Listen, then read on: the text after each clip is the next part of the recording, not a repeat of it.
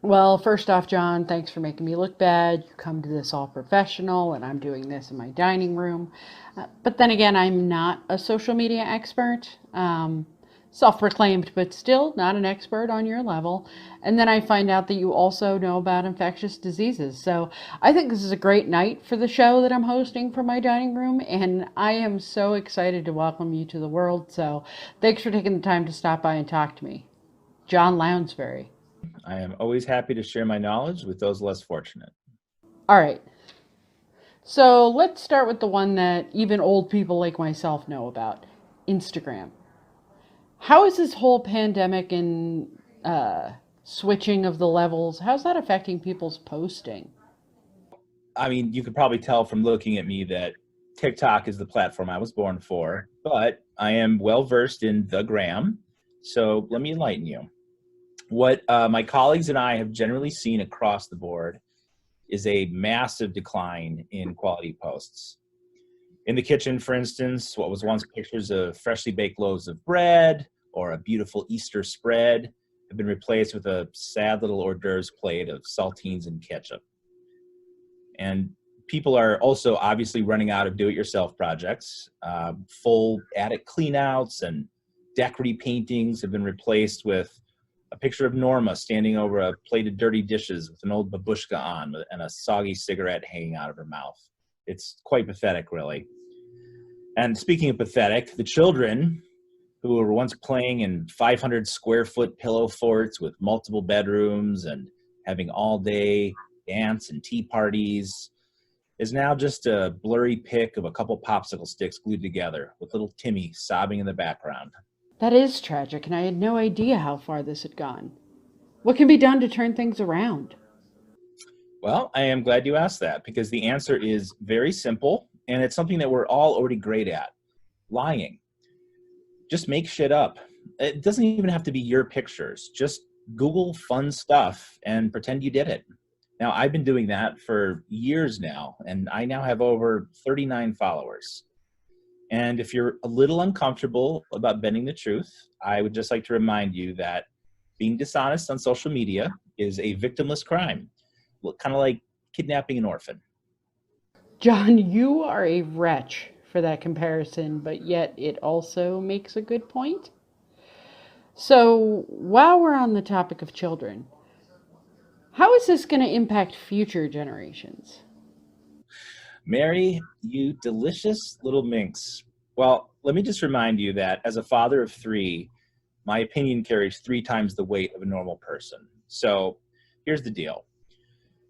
Surprisingly, children are actually wanting to spend less time on their screens and more times with their friends in person. Now, prior to the pandemic, there was a pretty general agreement in the scientific community that this was impossible and could never happen. But those tenacious little bastards proved us wrong yet again. Now, Mary, I remember what I was like as a teenager. And back in those days, if night with my girlfriend was on the table, I would have been okay with inadvertently causing 600 to 700 deaths. Definitely not more than 800, though. I'm not a monster. So, I guess the question in retrospect would be how many would your girlfriend at the time say that she would have put up with for you, sir? Well, if she had the maturity of an adult, she would have been fine with it. But at the time, she might have had some qualms, and I just probably would not have told her.